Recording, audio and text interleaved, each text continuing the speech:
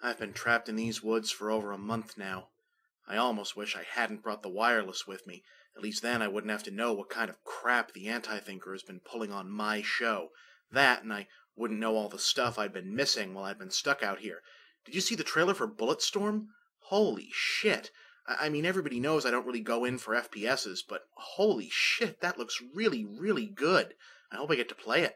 Oh, and did you see those EA commercials where they had people's moms watch scenes from Dead Space 2? Yeah, it was funny, but can I just point something out, guys? Back in the day, selling gross-out toys like Mad Scientist or Mad Balls based on your mom's gonna hate it worked and even made sense because even though it was playing on a child's natural tendency toward rebellion, it was doing so toward a product that was still for actual children. Well, here's the thing. Dead Space 2 isn't for actual children. It's M-rated, meaning that anyone who's old enough to buy it is too old to be giving a shit what their mom thinks about it. I know, it's all wink wink, nudge nudge, but isn't this A, just perpetuating the stereotype of adult gamers as immature man-children, and B, giving truckloads of ammunition to the likes of Jack Thompson? I mean, selling an M-rated game based on how much your mom will hate it is pretty much marketing it to children, which is exactly what those censorship assholes are always accusing games of doing, and what the ESRB ratings were supposed to prove we weren't doing. I mean, geez, EA, you're not helping. Anyway, I've deduced that strange earthquake was caused by the Anti-Thinker's ocarina-induced emotional breakdown. He's nowhere near as invincible as he thinks he is. What's more, ever since that day I've felt myself gradually getting stronger. Such seems to be the nature of our peculiar connection. Thus, I've come to the realization that I'm not getting out of here by chasing exits that don't exist. Sooner or later, my nemesis will come to me, and we'll end this, once and for all. It occurs to me that were I to treat the Anti-Thinker's 3 abysmal attempts at filling my shoes as official episodes, I'd be pretty darn close to my 50th show. You know what'd be funny? If by some ridiculous cosmic coincidence, our final confrontation was to take place right then, as part of some kind of 50th episode spectacular or something. That would be fun, if it were to happen that way.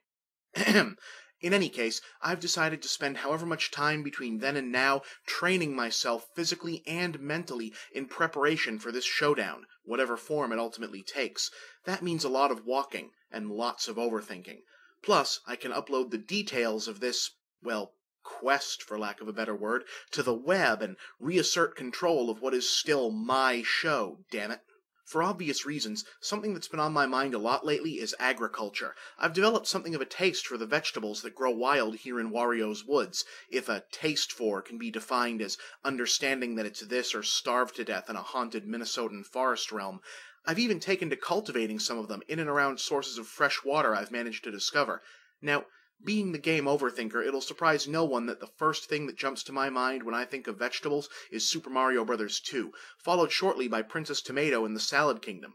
Yeah, forgot that one, didn't ya? It was like Shadowgate, but only with talking veggies. Classic. But eventually, I ran out of vegetable-related things to think about, or at least vegetable-related things to think about that don't make me want to gouge out my own eyes, and my thoughts turned toward farming in the bigger sense, which inexorably led to thoughts of a game I don't even really play. Farmville. That sound you just heard is thousands of people simultaneously groaning because someone just mentioned Farmville. Now, again, I don't play a lot of Facebook games. It's not so much that they don't appeal to me as it is I don't work in an office and thus don't have much use for minimally engaging games that are mainly designed to be easily hidden from your boss in a hastily minimized adjacent browser window. But I can certainly see the basic appeal of them, particularly the puzzle-type ones or those ones that play out like versions of Diner Dash. But apparently I'm supposed to hate them, because they're so-called casual games, and not even casual in the sense of motion-controlled party games. To hear some of us talk, games people can play off and on Facebook or wherever, is some kind of all-consuming evil. Not just bad games, but some kind of base corruption of the very soul of what gaming ever was. Frankly, the hyperbole is a bit hard to take. That's funny, coming from the guy who did episode 42, Worst Person. What? Oh.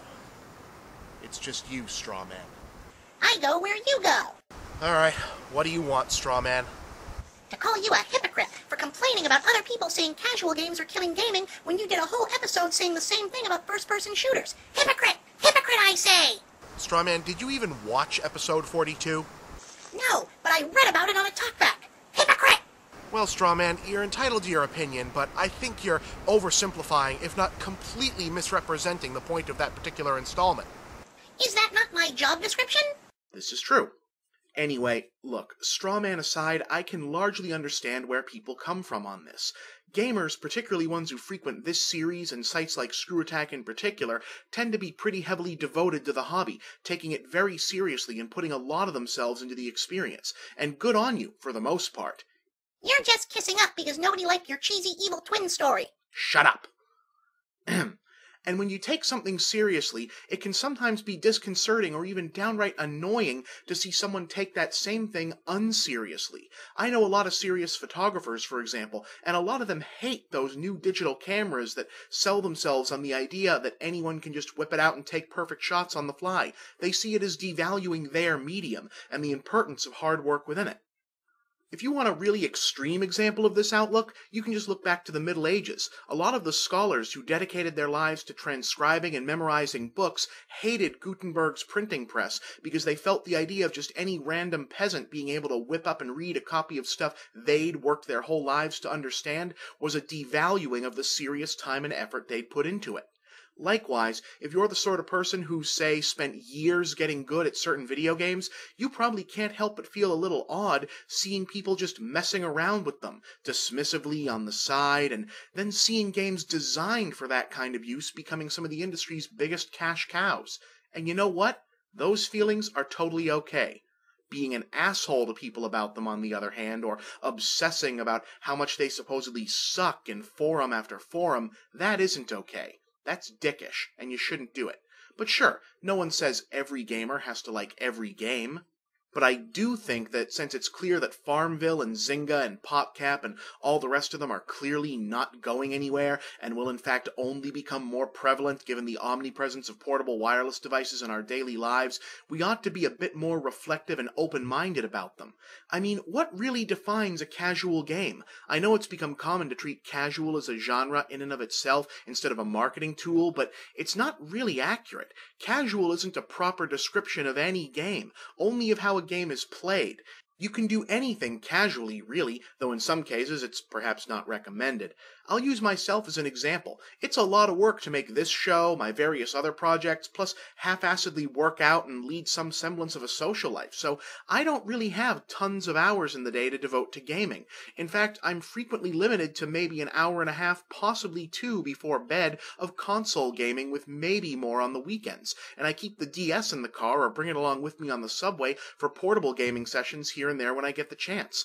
Lately, I've been playing through Donkey Kong Country Returns and Dragon Quest IX, respectively, both of them considered to be fairly hardcore games. Donkey Kong because it's fucking hard as hell, and Dragon Quest because, it's a JRPG, so shit takes time. But I've been playing through them on what could only be called a casual time frame. Or, rather, I would be playing through them that way, were I at home, and not exiled to a haunted forest in rural Minnesota. Yeah. So, does that make them casual games? Does it make me a casual gamer? Where's the line on this? Think back to the games a lot of us grew up on. In the early days, the main reason to play a game was to rack up points. Length and depth weren't really a big concern, as it was figured that people who would be playing them would only be doing it for short bursts of time. Casually, in other words.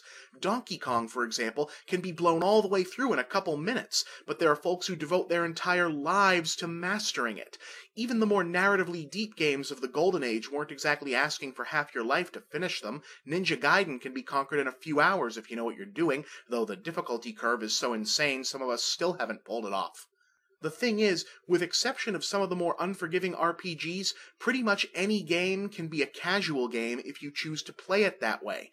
Heck, even my beloved old-school Dragon Quest, or any RPG of that ilk, really could be easily remapped into a Facebook game with only the simple addition of an autosave, and it'd probably be a big hit in that medium too. Can you imagine how bad some people would freak out then, if their moms and aunts or whatever suddenly started posting on their wall about metal slimes? Heads would explode. Guaranteed. You see, right now, we know what casual gaming quote-unquote looks like because social media gaming is only in its infancy and browser graphics can only be so good. But don't think it's gonna stay that way. The internet's only getting faster, and it won't be long before someone makes Facebook-friendly drop-in, drop-out versions of FPSs, platformers, sandbox games, RPGs, all of that. Make no mistake, right now there's this line between casual and hardcore, mostly for the purpose of marketing and acquiescence to the limits of technology. But that line is going to vanish in our lifetime, probably in less than a decade. And when it does, everyone who made a big, angry, petulant stink about casual versus hardcore is going to look very foolish in the eyes of gaming history. Do you want to be that guy? 'Cause I know I don't. Just something to think about. Well, I think that was very well said. Well, thank you, Strawman. You know, it gets kind of lonely out here. Is there anything else you wanted to talk about? Yes, I'm very, very upset about all these recent changes and shakeups to the show's format. Gee, I never could have predicted you'd react that way, talking pile of straw who repeats easily refutable versions of arguments I disagree with. I became a fan because of the way this show started out. You can't just start doing storylines and characters and comedy sketches all of a sudden out of nowhere. As a fan, I feel you owe it to me to always keep every episode exactly the same forever and ever. Wow, Strawman, I didn't realize you felt so strongly about this. I'm a straw man. I feel strongly about everything. Well, fair enough. Is there anything I can do to help you feel better? You should just cancel all your editorial plans, scrap the whole new direction, and kill off that annoying character that everybody hates. So, I should kill the annoying character that everyone hates? Yes, that would be a good start. Okay.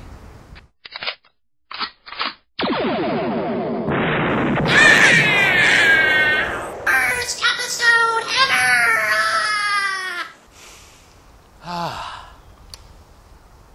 It's good to be back.